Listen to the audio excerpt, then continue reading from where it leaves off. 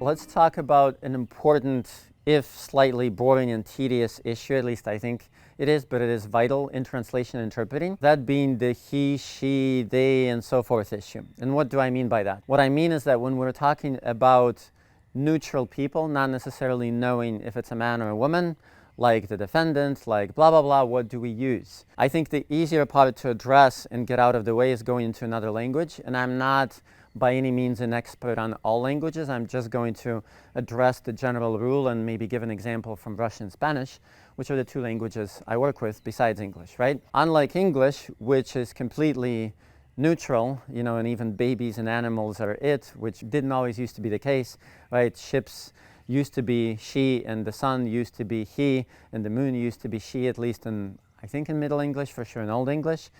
But now we don't have that. Russian and Spanish and many other languages have genders, right? In Russian, the son is actually neuter, and so forth. The ship is actually he. But anyway, of course, you can say and specify the gender of such a noun in Russian and Spanish. You can say el acusado, la acusada, the defendant, specifying the gender. You can say подзащитная, подзащитный. But if you need to refer to them specifically as a man or a woman, but if it's some sort of a legal document, I honestly don't know how the Spanish translators handle this, but in Russian I would totally keep it with the he form, not because I'm necessarily a male chauvinist or anything of the sort, but because that's the traditional norm of the language, and it keeps it much, much simpler, especially in Russian, because I guess in Spanish you could say el acusado, la acusada tiene que permanecerse, they have to stay, blah, blah, blah, blah, blah, and the verb does not change. But in Russian, if you're going to change the gender, the verb form also changes, and so it would just become way cumbersome. So in languages where there is really no question, I would just keep it that way. Although it was just brought to my attention that in Spanish, there is now a newly invented ella or ellas, which is sort of like a gender-neutral pronoun, but my vote does not go for it. Like it or dislike it, that's it. Now, the he, she, they issue is a little bit more complex. Let's say I'm talking about the defendant or something else. How do I address them? The answer, I don't mean addressing the defendant actually in person, I mean in a document. This is especially so for translation. I think it all depends on the context. What are the choices we have? We could call them he, like we would in older times, like in the 50s or whatever. I have heard to people referred neutrally, gender neutrally, as she. And of course, there's the he or she version, and of course, there's the they version. Let me get rid of one which I think for sure doesn't work, even if people hate me for it. I would never use the she version because it is just very unusual. It might be way misunderstood by people if you refer to the defendant or the patient or somebody as she, just because one is trying to show that, they are progressive. Again, this has nothing to do with like gender politics. It has to do with comprehension.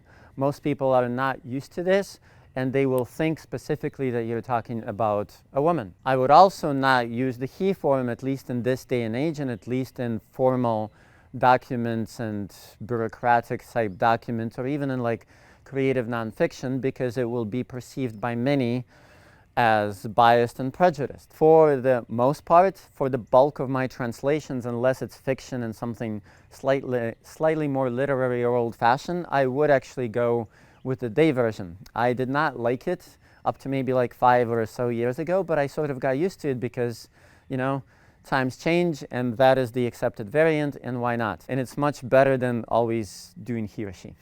He or she is acceptable in like legalese type documents, and I think it's even good. It makes them sound bureaucratic, which they're supposed to be. And that's what I would do. Or I would just use constructions which avoid gender altogether, and I'm sure you're a clever translator and you can think of them. But when I write my own stuff, and if it's not a fiction story, like for example, if I'm writing a story or an essay, actually a professional essay, I will use they, and I think nothing of it. I never use he or she, probably, in my own stuff. But for the bulk of translations, I will. Now, let me give you examples when I would actually use he, and 2 real life translation examples, how we decided on this with the author. I remember translating a business book. This was maybe 10 years ago, so times were a little different.